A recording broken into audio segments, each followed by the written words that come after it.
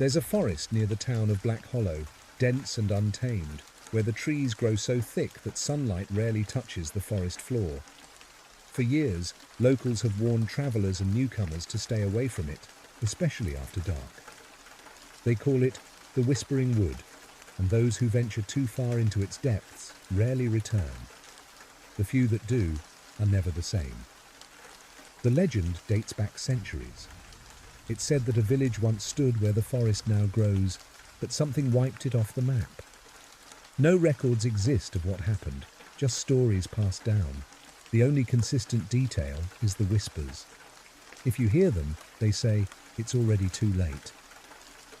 I first heard about the Whispering Wood from my friend Josh, the adventurous type who loved exploring abandoned places.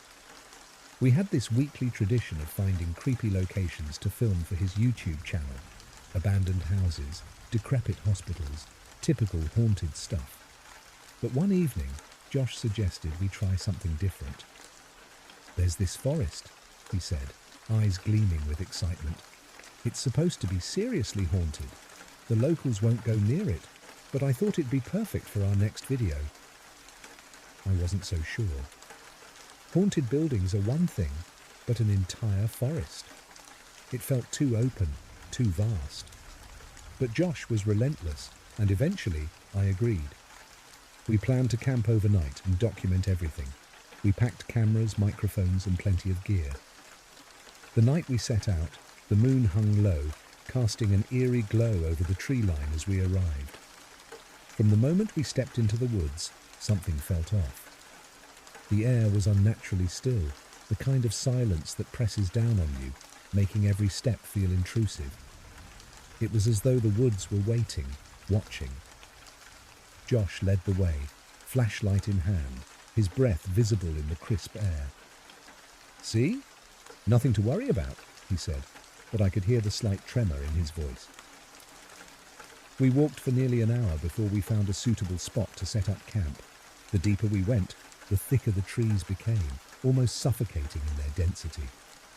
As we set up our tents, the silence was broken by the faint sound of rustling leaves.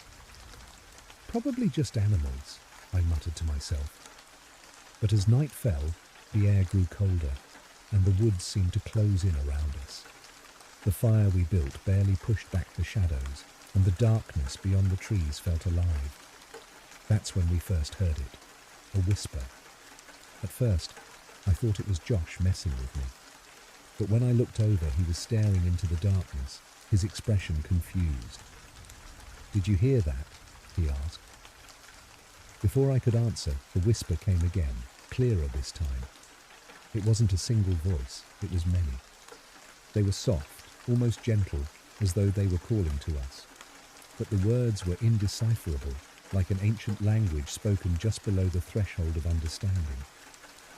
"Maybe it's the wind," I offered, though I knew it wasn't. Josh stood up, camera in hand. "We need to check this out."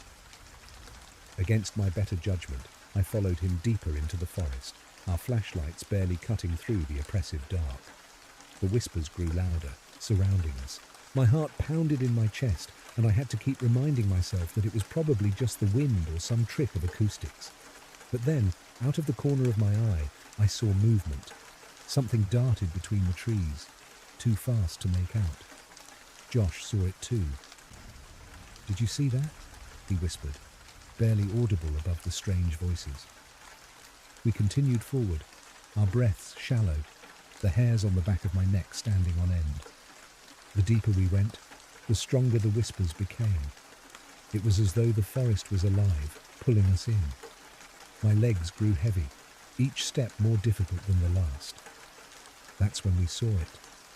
A clearing, bathed in pale moonlight, where the trees parted. In the center stood the remains of an ancient stone structure, barely recognizable, covered in moss and vines. It looked like a well, though it was much larger, almost a pit. Josh immediately started filming, but I couldn't shake the feeling that we weren't supposed to be there. The whispers grew frantic, swirling around us, louder than ever before.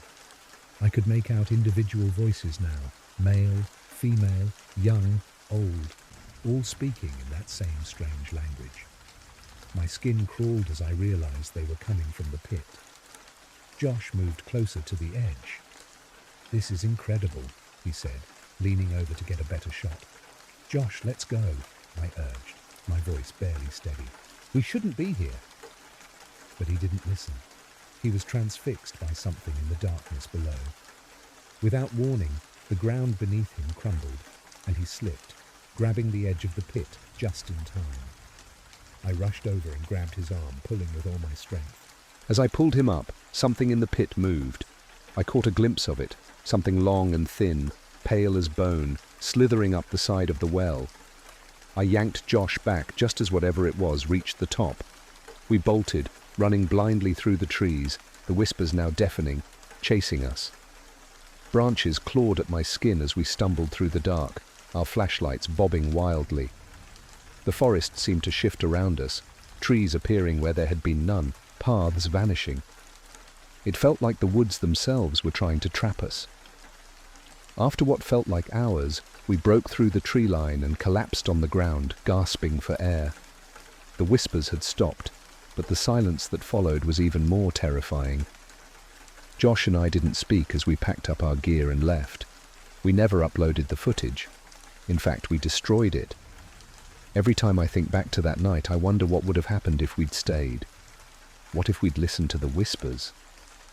I try not to think about it too much, but sometimes late at night, when the wind is just right, I can still hear them, calling, waiting.